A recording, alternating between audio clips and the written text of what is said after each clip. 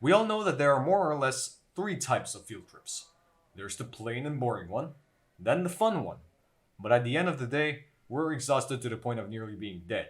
Then there's the all-out, 100%, extraordinarily, hippity-hoppity, this ain't no tomfoolery, fun one. Without getting exhausted, of course. Now this field trip was the fun one, but we're always at the edge of shutting down by the end of the day. Sure, we got to see one of our country's most extraordinary landforms. We got to see animals in a zoo. We got to let our inner child free in an amusement park. We got to eat plates of delicious culinary meals from local restaurants. We got to donate our old books to an orphanage. And we got to hang out with the orphans too. But anything else I had to experience was infuriating. But I did learn a couple of things from this field trip, so I'd say it's a blessing. So when the field trip was announced in the school assembly, I was very, and I mean very hyped for this. However, the one thing I just couldn't help but stress about was the roommates. Now you see, I'm not really the social, assertive, talkative type. Basically, I'm like the quiet kid in the class, more or less. So I'm not really a first choice for a roommate, or a groupmate at that. Which means I have no choice but to stick with the leftovers. But there is an exception in this field trip. I had one of my best friends from another class to become my roommate. His fake name will be Jason. However, we still had to pair up with one of the leftovers, whose fake name will be Robert. People find him annoying, but as far as I'm concerned, I can tolerate him the most. So yeah, that's good. Day 0.5. It was the night before the field trip, and there was a problem. Now I'm one of those people who takes a while to fall asleep, unless I'm really tired. At that time, I was simply too excited to fall asleep. I just laid there, watching the ceiling. I rolled around trying to get comfortable, but nothing worked until the next 2 hours. Even though I did manage to fall asleep, I kept waking up, then falling back to sleep again.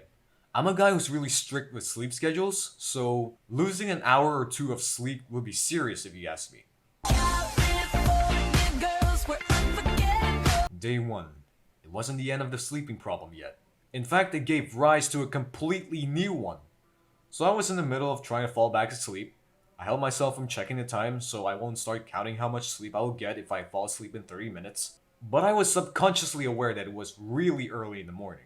Now keep in mind that we need to be at the airport by 5:30 a.m. And we were supposed to be awake at 4:15 to do our morning routine. And yes, we need to use a plane for this field trip because the location is about 10 hours away if we were to use a car, let alone if we're using a bus. Now back to me trying to fall asleep. At one point, I was just about to fall asleep until I heard my door open. Is it a ghost? Is it a demon?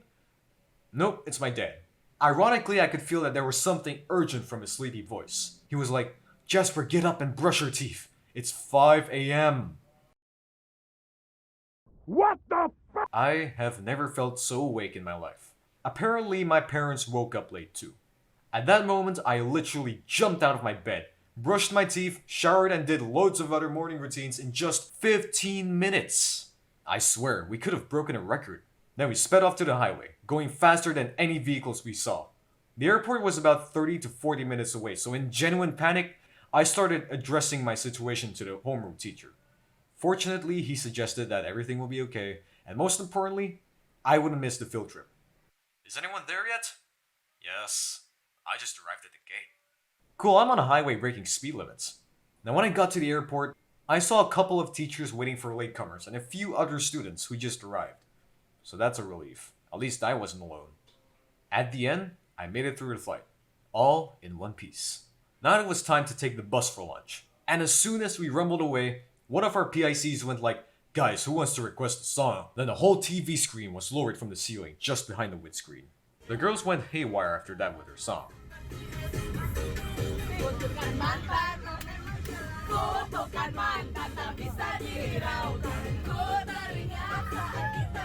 I'm glad I wasn't looking forward to sleeping in a bus. Otherwise, I wouldn't be nodding to the beat. After lunch, we checked in our hotel, dropped off our luggage, and drove straight to the zoo. We saw loads of animals, of course. And my favorite has to be the bird section. Oh, dude, yo! I did not see this. Oh, look at that guy, look at that guy. Yo! I want to do a close-up on this. It's Nigel. Nigel. They are from real, right? It's Nigel, the villain. Yeah, the villain. The villain. Look at this guy. I think we're appreciating them a bit too much. The thing that disappointed me in this activity is that I didn't get to see the reptile section. The reptile section is always my first priority in the zoo, because they're simply so cool. But I did manage to snap a picture of this guy right here. So yeah, overall I had a lot of fun geeking around about the animals there. Despite the fact that we had to hot-foot our way through the entire zoo so we can keep up with the schedule. You know, something I hadn't realized that day is that one of our buses just happened to blow a tire on the way to lunch. So all the students had to wait by the shoulders until it's replaced. Which explains why they showed up late to the zoo. Because I was wondering why there was an extra bus when we got back to the parking lot. It was late in the afternoon when we arrived back at the hotel. And this is literally the first thing I did as soon as I stepped inside with my roommates. I started enforcing rules of cleanliness. I mean, I guess this is why nobody wants to be my roommate. You see, my parents, especially my mom, are really strict on cleanliness. She makes sure that there are absolutely no microbes in our house that are planning to sneak inside our noses. Yeah, that habit may have been passed on to me. So we were unpacking our belongings and we heard this outside our door.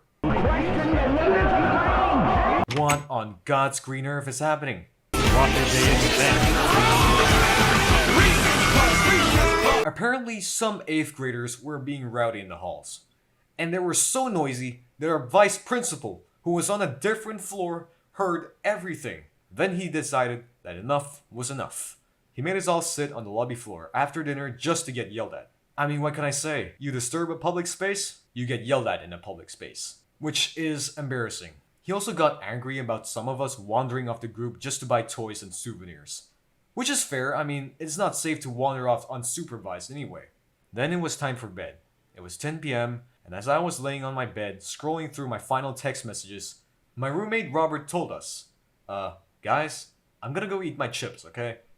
Out of all the things he could have done, he decided to eat chips while we're all trying to sleep.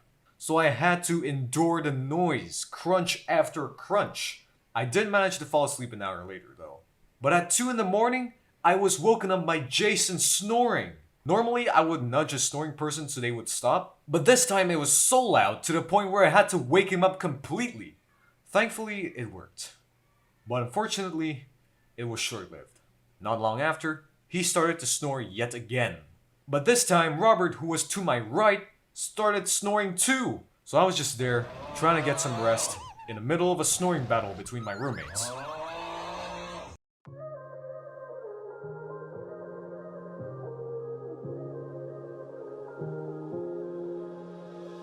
Day 2. This day was an okay day. So our agenda starts with going to an amusement park. Personally, I'm not really a big fan of amusement parks. Because when I think of them, I see the image of roller coasters and one of those spinning rides that make you sick. Basically, I'm not really the type who looks for an adrenaline rush. But ironically, I enjoyed going into the park's haunted house. Hiss! You're a Cobra King! Cobra King! Cobra King! Go, just keep going. We have to keep going, Mike. We have to keep going. Hey, what the heck? Do you move? Will you move? You do! And oh! Yep, that's the sound of me shouting. Anyway, then it was time for lunch, and each of us were given 4 coupons. To put it simply, 1 coupon is for 1 serving. So it's no surprise that Jason and I managed to collect 20 leftover coupons from our peers. And we decided to use them all on water. Because earlier today, we noticed that we were running out of water bottles. So we took the advantage of having extra coupons and bought a bulkload of water bottles. We bought so much to the point where we needed to pack them into boxes. Overall, day 2 was pretty fine. But oddly enough, it got better as night fell. Because that night was the night where we all had to sleep at 9 p.m. and wake up 2 hours later. Might sound unappealing at first, but we would be on track to go to one of our country's most famous tourist attractions, Mount Bromo. If you don't know what that is, think of a crater surrounded by a sea of sand, which is an even bigger crater. Or just look it up yourself. I was so excited that I wasn't looking forward to sleeping in a bus on the way there. I stayed awake throughout the entire ride. It felt nice being the only one awake in that bus. It's like I was watching out for both my peers and the teachers like a guard dog. Our first destination at Bromo was the Sunrise Point. Though for the sake of not getting our buses stuck in the sand sea, We all needed to cram ourselves into an old Land Cruiser in groups of 5. I'm not planning to cut the cheese. No. He's gonna fart, bro. No. I'm not. Is that what that means? Yes. That is what that means. I am not going to. And yes, we needed to cross the sand sea in order to get to the sunrise point.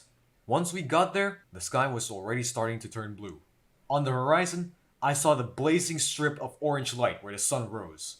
I also saw the brightest stars, slowly dissipating as the skies grew brighter. But the thing that made me so thankful to be alive was the view of the entire caldera. I watched everything, from the mountain peaks gradually being enlightened to the tiny dots of light from 4x4s on the sea of sand below. Here are some pictures I took. We were lucky it wasn't cloudy, otherwise we wouldn't get to see the beauty of this landform. This is a picture I took last year. That time I wasn't too lucky to see everything. Afterwards, we headed back down to the Sea of Sand to have a breakfast picnic, before exploring the caldera. Quinn, look behind you. Yeah. Take a picture of that. Eventually though, it was time to leave for lunch. I took a nap on the way back to the buses, because honestly I felt like crap. I was running on roughly 2 hours of sleep, my skin felt all greasy, and my hair became crusty from all the dust. I longed for an undisturbed rest in the hotel. Apparently, I was one of the lucky ones to actually get some rest before exploring Bromo, because a lot of other students started becoming sick. Probably because the things we eat aren't the most nutritious, and I presume that many of us hung out instead of sleeping on the previous days, so that might explain why we weren't feeling well. I guess that's the benefit of having no friends to hang out with. You can focus more on taking care of yourself. Jason was one of those people who got sick, so he had permission to rest at the hotel, while Robert and I went off to eat dinner with orphans. And yes, we had a charity event that day. Each of us had to bring a book to donate. And while I was there, I felt so much from seeing the orphans get along with my classmates. They even taught one of my friends how to whistle. It's just so heartwarming, seeing that they are living their lives as happily as others, without parents. Most importantly, the event was a message to be grateful for what we have. Because realistically, it's really easy to take things for granted. Now when I got back to the hotel, there was another problem. As I stepped into our room, this is what I saw. 2 white bags stacked fatly on top of one another beside my backpack, and Jason sitting on a chair, trying to finish his meal which was not even half finished. I saw the pale look on his face and asked him, "Yo bro, what happened?" I threw up. Well, that's just great. And he didn't just throw up anywhere. His vomit ended up on my bed, somewhere ejected into Robert's suitcase, and when I looked into the bathroom, there was a stagnant, bubbling puddle of vomit right in front of the doorway. And the toilet was filled with rice and undigested food. At that moment, Robert freaked out, and I asked Jason to call the janitor to clean up the bathroom. You know, to be honest, I wasn't too angry about it. Because 1, my bed sheets have already been replaced, and 2, Jason wasn't poisoned. He simply felt so unwell from the trip that he couldn't help himself but spill out his insides. Because you know, when you have food poisoning, the germs come out from both ends, if you know what I mean. So I won't have to worry about getting sick as well. Once the mess has been cleaned up, Robert took away all his vomit-stained clothes and washed them in the sink. Now you might be wondering how Jason's vomit ended up in Robert's suitcase. Well, this is what happened. Apparently, he vomited twice. The first time, he was waking up from a nap to get some water. Now if you know what it feels like before vomiting, it's usually uncontrollable. So yeah, off it went. The second time was when he was eating his meal. He felt the same funny feeling in his stomach, and rushed straight to the bathroom. But by then it was too late. He had his hands over his mouth, so vomit sprayed everywhere. What a way to end the day. That night, I had to endure Robert eating his chips again. But this time, he didn't tell us he was going to. I've just about had it that night. So the next day, I politely asked him for his final bag of chips as a sweet punishment. Day 4 wasn't much, because that was the day we went back home. Despite all the problems I faced, from enduring a snoring battle to my roommate throwing up all over the place, I'd say this trip was worth it.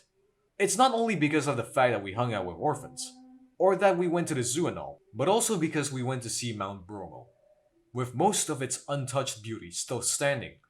This is a message for anyone who's watching. I've been wanting to spread awareness about this tragic event that happened 2 months ago.